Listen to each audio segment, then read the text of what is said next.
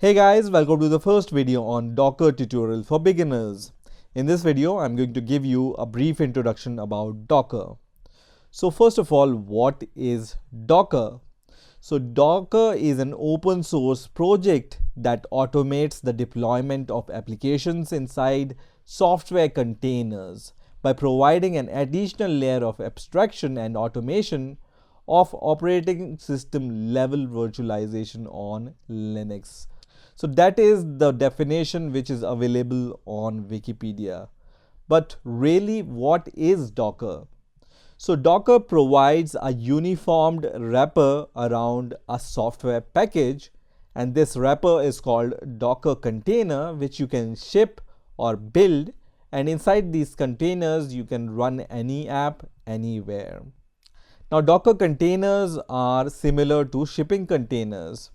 Now, as you all know, in the shipping container, the container size is always same regardless of the content inside the container.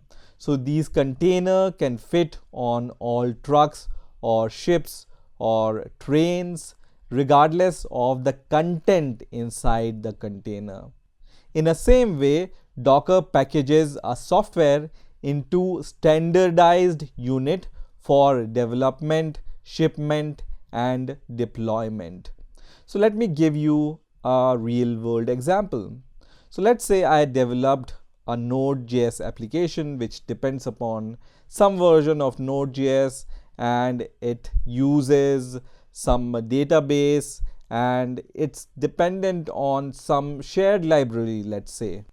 And I want to give this software to the DevOps guy, or let's say to my colleague, to run it on his computer or on the QA system or on the cloud by DevOps or in the production system. So I don't really care where it runs. I just care that it should run when somebody tries to run my software.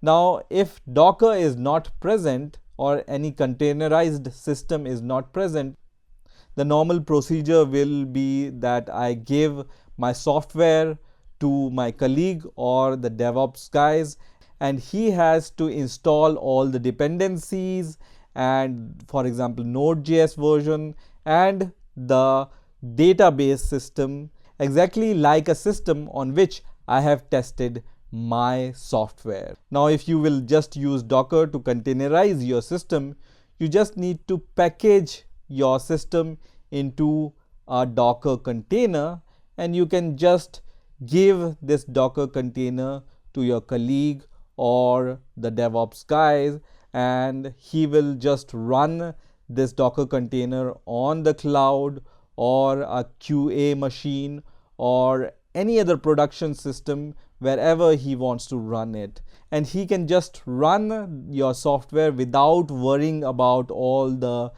dependencies or the environment setup which your software depends upon. So nowadays Docker is becoming more or less a standard for the containerizing systems, and you can find Docker containers everywhere on Linux operating system or Windows operating system, or in the data center, clouds, serverless application, and so on. Now let's compare Docker container versus virtual machines. So containers and virtual machine have similar resource isolation and allocation benefits, but Docker containers and virtual machine functions differently because containers virtualize the operating system instead of hardware, and containers are more portable and efficient. So when you talk about virtual machines, you can see this diagram on the right hand side. So virtual machines or VMs are an abstraction of physical hardware turning one server into many servers, and it is made possible by the hypervisor, which allows virtual machines to run on a single machine.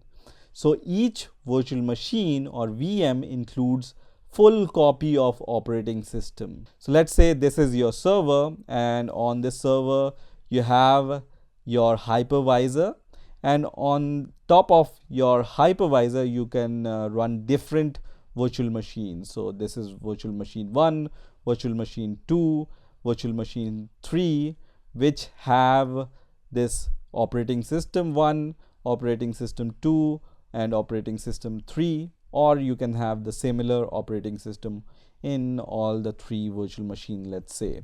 Now the important thing to note here is each virtual machine includes full copy of operating system, the application necessary binaries, and the libraries, which takes up to tens of GBs of memory. And that is the reason that virtual machines can be slower. Now on the other hand, in the container, and you can see on the left hand side this diagram, so containers are an abstraction on the app layer that packages the code and dependencies together. So you have your server, and then you have your host operating system, and then on top of your host operating system you can run your Docker engine, and the containers are the abstraction at the app layer that packages the code and dependencies together. So multiple containers can run on the same machine and share the same OS kernel with other containers, but each container runs as isolated process in the user space. As a result, container takes less space than virtual machine, and usually container images typically takes tens of megabytes in size in comparison to the virtual machine, which can take up to let's say several GBs of memory. Also, containers can handle more application and require fewer virtual machines and operating system.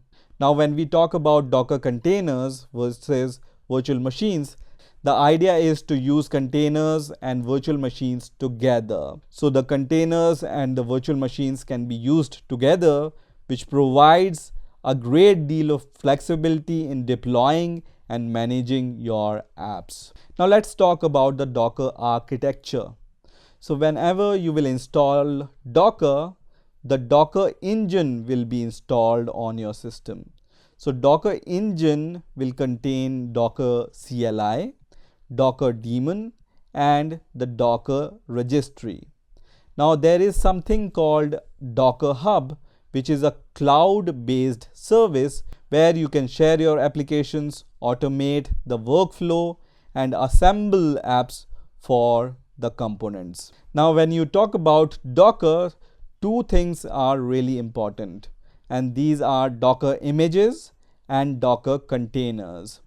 So first of all, what is Docker container? So a container is a standard unit of software that packages up your code and its all dependencies, so the application runs quickly and reliably from one environment to the other environment. Now when you create your Docker container, which is essentially a unit of your software, it can run everywhere regardless of the kernel version, regardless of the host distro. The only condition is that the container and the host architecture must match, and you can run anything inside your containerized solution. So if it can run on your host, then it can run on your container. That is, if it runs on a Linux kernel, it can run. Now let's talk about Docker container images.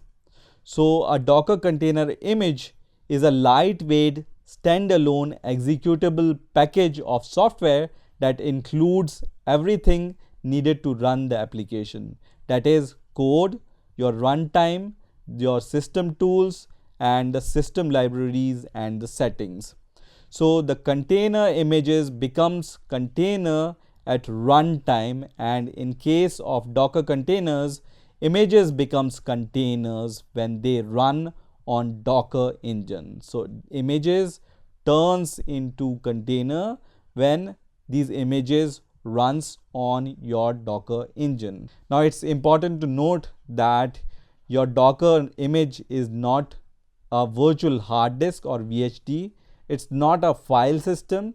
It uses Union file system, and it's only a read-only layer. Also, the Docker images doesn't have any state. So when your Docker images runs as Docker container inside the Docker engine, and when you stop these running containers, these images will not have or will not save any state. So they are stateless.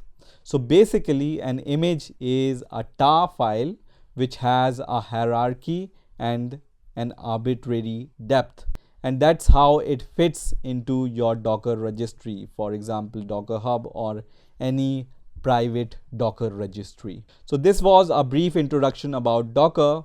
In the next video we will go further, so stay tuned and I will see you in the next video.